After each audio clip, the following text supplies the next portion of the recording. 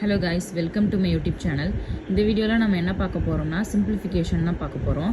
First இது டிஎன்பிஎஸ்சியில் அடிக்கடி கேட்குற கொஸ்டின்னா, ஃபஸ்ட்டு என்ன கொடுத்துருக்காங்கன்னா square root of 20 minus square root of 20. So அடுக்கடுக்காக ஒரே ஸ்கொயர் ரூட்டே வந்து கொடுத்துருக்காங்க. ஸோ இதை பொறுத்த வரைக்கும் நம்ம ஃபஸ்ட்டு என்ன பார்க்கணும்னா உள்ளே இருக்கிற நம்பர் சேமாக இருக்கான்னு பார்க்கணும். ஸோ இதில் எல்லாமே வந்து 20 தான் கொடுத்துருக்காங்க. ஸோ இது எல்லாமே வந்து சேம் ஒரே நம்பராக தான் இருக்குது. நெக்ஸ்ட் ஸ்டெப் வந்து என்னென்னா ப்ளஸ் கொடுத்துருக்காங்களா இல்லை மைனஸ் கொடுத்துருக்காங்களான்னு பார்க்கணும். இந்த கொஸ்டினை பொறுத்த வரைக்கும் மைனஸ் தான் வந்து கொடுத்துருக்காங்க.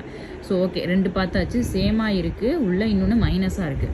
நெக்ஸ்ட்டு இதோட மல்டிபிள்ஸ் என்னென்னு பார்க்கணும். ஸோ இதோட மல்டிபிள்ஸ் வந்து ரெண்டுமே வந்து கான்சிக்யூட்டிவ் மல்டிபிள்ஸாக இருக்கணும். ஃபார் எக்ஸாம்பிள் இப்போ 20, இதில் வந்து 20 வந்து இதோட மல்டிபிள்ஸ் வந்து என்னது 4 × 5. ஓகேவா? நீங்கள் இதே வந்து கேட்கலாம் 1 × 20 கூட தானே 20 வரும் அப்படின்னு கேட்கலாம். அது அப்படி கிடையாது, ரெண்டுமே வந்து கான்சிக்யூட்டிவாக இருக்கணும், அதாவது அடுத்தடுத்த நம்பராக இருக்கணும். இப்போ இது பாருங்கள் 4 × 5, 4க்கு அடுத்து என்ன வரும் 5 தான் வரும். ஸோ அடுத்தடுத்த நம்பராக இருக்கணும். இதே 6ஆக இருந்துச்சுன்னா 2 × 3 இருந்தால் மட்டும் தான் அதை எடுத்துக்கணும். ஸோ அது மாதிரி தான். ஓகேவா? ஸோ 20 பொறுத்த வரைக்கும் 4 × 5ன்னு வரும். ஸோ நெக்ஸ்ட் ஸ்டெப்பு இதில் வந்து மைனஸ் கொடுத்துருக்காங்க. மைனஸ் கொடுத்துருந்தா இது ரெண்டுத்தில் எது ஸ்மாலர் நம்பர்னு பார்க்கணும். ஓகேவா?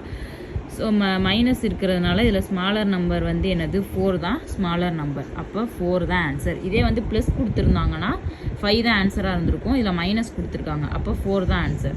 அப்போ பி தான் ஆன்சர். தேங்க்யூ.